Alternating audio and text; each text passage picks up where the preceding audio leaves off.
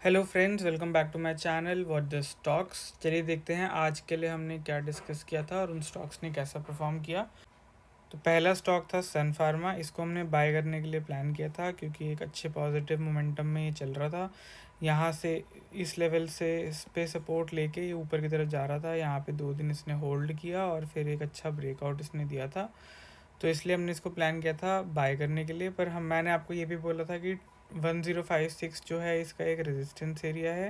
तो आप इस एरिया से पे अगर ये आता है तो वहाँ पे अपना स्टॉप लॉस को आप बिल्कुल स्ट्रिक्ट रखिएगा और कॉस्ट पे ट्रेल कर लीजिएगा उसको।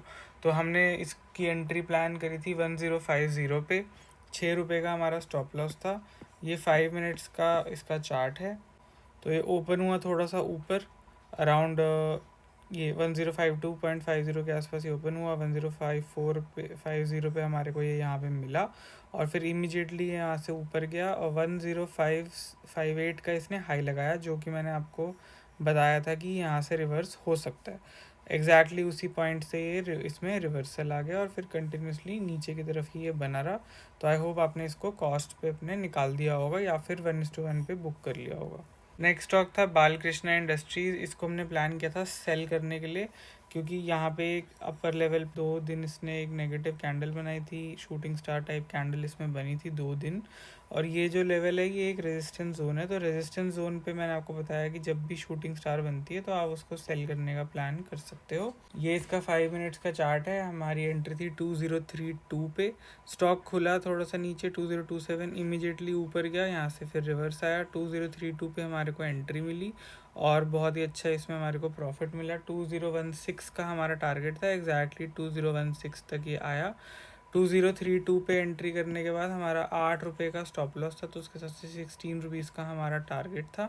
तो 2016 का हमारा टारगेट था, एग्जैक्टली 2016 तक ये आया, फिर वहाँ से ये रिवर्स हो गया। तो इसमें डेफिनेटली आपको 1:2 का प्रॉफिट मिल गया होगा अगर आपने किसी ने भी एंट्री इसमें ली होगी तो। नेक्स्ट स्टॉक था भारती एयरटेल। ये अपने ऑल टाइम हाई पे एक एम पैटर्न फॉर्मेशन इसमें लग रही थी। 2 दिन इसमें भी शूटिंग स्टार टाइप कैंडल बनी थी। तो हमने प्लान किया था कि इसको हम सेल कर सकते हैं। हो सकता है जो नेक्स्ट स्विंग है वो इस लेवल तक है, वो वहाँ तक आ जाए। बट ये थोड़ा सा नीचे खुला और फिर कंटिन्यूसली ऊपर अप ट्रेंड में बना रहा। तो इसमें अगर किसी ने अपनी एंट्री ली होगी तो उनका स्टॉप लॉस हिट हो गया होगा इसमें। ये इस लेवल के आसपास ये खुला, 834 के आसपास ये खुला। हमने एंट्री प्लान करी थी इसमें 835 की। यहाँ एंट्री भी मिली होगी 835 की, बट ये फिर कंटिन्यूसली ऊपर ही जा बना रहा। तो इसमें आपका स्टॉप लॉस हिट हो गया होगा। तो 3 में से 1 आप कॉस्ट पे निकल गए होगे या फिर 1:1 पे आपने उसको बुक कर लिया होगा। एक में आपको 1:2 का प्रॉफिट हुआ और एक में आपका स्टॉप लॉस हिट हो गया। तो अगर आप ओवरऑल देखोगे तो फिर भी आप प्रॉफिट में ही हो गए अगर आपने तीनों स्टॉक्स में एंट्री ली होगी सही टाइम पे। तो अब बात कर लेते हैं कल के लिए कि कल के लिए आप कौन से स्टॉक्स प्लान कर सकते हो। तो कल के लिए पहला स्टॉक है हेवेल्स। इसमें अगर आप देखेंगे तो ये चैनल में चल रहा है और अभी इसने जो आज की क्लोजिंग दी है वो इस रेंज के ऊपर क्लोजिंग दी है। एक अच्छा पॉजिटिव मोमेंटम इसमें लग रहा है, तो हो सकता है कि आने वाले टाइम में ये और ऊपर की तरफ निकले। अभी जो इसके पास नेक्स्ट रेजिस्टेंस है वो ये एरिया पे रेजिस्टेंस है, तो हो सकता है इस रेजिस्टेंस एरिया को ये टच करे। तो इसलिए कल के लिए मैं इसको प्लान करूँगा बाय करने के लिए। एंट्री मेरी रहेगी 1255। अगर ये फ्लैट खुल के 1255 को क्रॉस करता है तो 6 to 7 रुपीज़ का स्टॉप लॉस डाल के 1:2 मैं इसमें प्लान करूँगा। नेक्स्ट स्टॉक है ICICI बैंक। इसको भी हम बाय करने का प्लान करेंगे। ये अपने ऑल टाइम हाई के आसपास चल रहा है। आज जो इसने ये इसमें कल की कैंडल बनी हुई है, आज की कैंडल इसमें आ नहीं रही। फायर्स में कभी कभी कुछ प्रॉब्लम हो जाती है और सेम डे की कैंडल वो दिखाता नहीं है, तो ये ट्रेडिंग व्यू में मैं आपको दिखाता हूँ। ये अगर आप देखेंगे तो इसका ऑल टाइम हाई है। ये आज इसने अपने एक फ्रेश हाई इसने लगाया है और एक यहाँ ब्रेकआउट देने के बाद में एक अच्छी होल्ड कैंडल बनाई है इसने। तो हम इसको कल प्लान करेंगे बाय करने के लिए। अगर ये फ्लैट खुल के 954 को क्रॉस करता है तो मैं इसमें एंट्री लूँगा। 5 रुपीज़ का स्टॉप लॉस डाल के 1:2 का मैं इसमें टारगेट प्लान करूँगा। आई होप आपको ये सारे पॉइंट समझ में आ रहे हो। अगर आप यहाँ देखेंगे तो ये एक पहले एक रेजिस्टेंस जोन था, रेजिस्टेंस के ऊपर सीधा ये खुला, वहाँ से फिर सेम एरिया में इसने ट्रेड किया। यहाँ इस रेंज का इसने छोटा सा ब्रेकआउट दे के रीटेस्ट भी कर लिया। रीटेस्ट करके अब ये ऊपर जाने की कोशिश कर रहा है और एक फ्रेश हाई आज इसने लगाया है। और इस वाले लेवल का ब्रेक देने के बाद ये जो रेजिस्टेंस जोन बन गया था, इसका ब्रेकआउट देने के बाद में यहाँ पे एक होल्ड कैंडल इसने बनाई है, आज होल्ड किया है इसने अपर लेवल को। तो हम इसलिए प्लान करेंगे इसको बाय करने के लिए। नेक्स्ट स्टॉक है JSW स्टील। इसमें भी अगर आप देखेंगे तो ये एक रेंज इसने बनाई, रेंज का कल के दिन में इसने ब्रेकआउट दिया था और आज कंटिन्यूसली पॉजिटिव मोमेंटम में ये रहा है। तो हम इसको प्लान करेंगे कल भी बाय करने के लिए। एक अच्छे लेवल पे दिख रहा है, स्ट्रेंथ लग रही है स्टॉक के अंदर, तो हम प्लान करेंगे इसको बाय करने का। इसमें मैं अपनी एंट्री रखूँगा 744। 4 से 5 रुपये का स्टॉप लॉस डाल के 1:2 को मैं इसमें प्लान करूँगा। इसमें भी बहुत अच्छा प्राइस एक्शन दिख रहा है। अगर आप देखेंगे तो ये वाला जो लेवल है ये एक रेजिस्टेंस जोन था, काफ़ी टाइम इसने इस एरिया पे ट्रेड किया, फिर यहाँ से एक ब्रेक डाउन आया। तो ये जो एरिया है ये रेजिस्टेंस का काम कर रहा था। तो ये इस एरिया का इसने यहाँ ब्रेकआउट दिया, ब्रेकआउट दे के सेम रेजिस्टेंस जोन को इसने रीटेस्ट किया और अब रीटेस्ट करके ऊपर जा रहा है।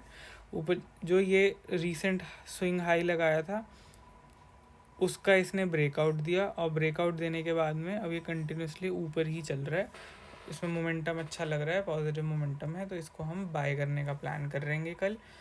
नेक्स्ट स्टॉक है डाबर। डाबर में अगर आप देखेंगे तो ये एक बहुत ही बड़ी ग्रीन कैंडल इसमें बनी थी, इतना बड़ा मोमेंटम था।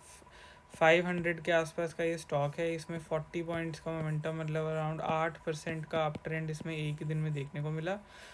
ये वाला जो लेवल है ये एक रेजिस्टेंस जोन है। इसके लिए रेजिस्टेंस जोन थे, सेम डे में 2 रेजिस्टेंस जोन को क्रॉस किया। नेक्स्ट रेजिस्टेंस ये थी, यहाँ से अब ये रिवर्स हो रहा है। तो ये रेजिस्टेंस जोन है, काफ़ी बड़ा मोमेंटम इसमें आया और थोड़ा सा इसमें रिट्रेसमेंट होना चाहिए, फिर उसके बाद ये अच्छा अप ट्रेंड में आ सकता है। वो देखेंगे कि कैसे आगे परफॉर्म करता है, बट अभी कल के लिए मैं इसको सेल कर सकता हूँ क्योंकि अपने एक रेजिस्टेंस पे इसने एक रेड कलर की कैंडल बनाई है, बहुत बड़ा इसमें मोमेंटम था। तो थोड़ा सा इसमें रिट्रेसमेंट आना चाहिए, एटलीस्ट इस लेवल तक का इसमें रिट्रेसमेंट आना चाहिए। तो अगर ये कल फ्लैट खुल के 587 को क्रॉस करता है तो 5 रुपीज़ का स्टॉप लॉस डाल के 1:2 मैं इसमें प्लान करूँगा। ये TCS का चार्ट है, मैंने कुछ दिन पहले आपको पोजिशनल ट्रेडिंग के लिए दिया था ये, तो आप इसमें देखिए कितना अच्छा इसमें मोमेंटम रहा है।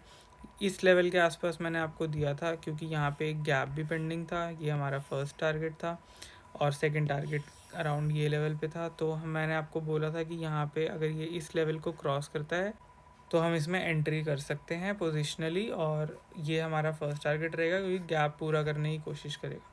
तो नेक्स्ट डे इस कैंडल में मैंने आपको बोला, नेक्स्ट डे थोड़ा सा ऊपर खुला और इमीडिएटली वहाँ से नीचे आ गया। फिर उसके नेक्स्ट डे अगर आप देखेंगे तो इसमें फिर से एक पॉजिटिव मोमेंटम था, तो इस एरिया के आसपास कहीं पे एंट्री मिली। मैं आपको एग्जैक्ट बता देता हूँ, 3155 पे मैंने एंट्री बताई थी, 3155 पे हम एंट्री करेंगे। और इस कैंडल का लो हमने अपना स्टॉप लॉस रखा था, तो यानी कि 3125 के आसपास मैंने अपना स्टॉप लॉस आपको बताया था कि 3125 के आसपास अपना स्टॉप लॉस रख सकते हैं।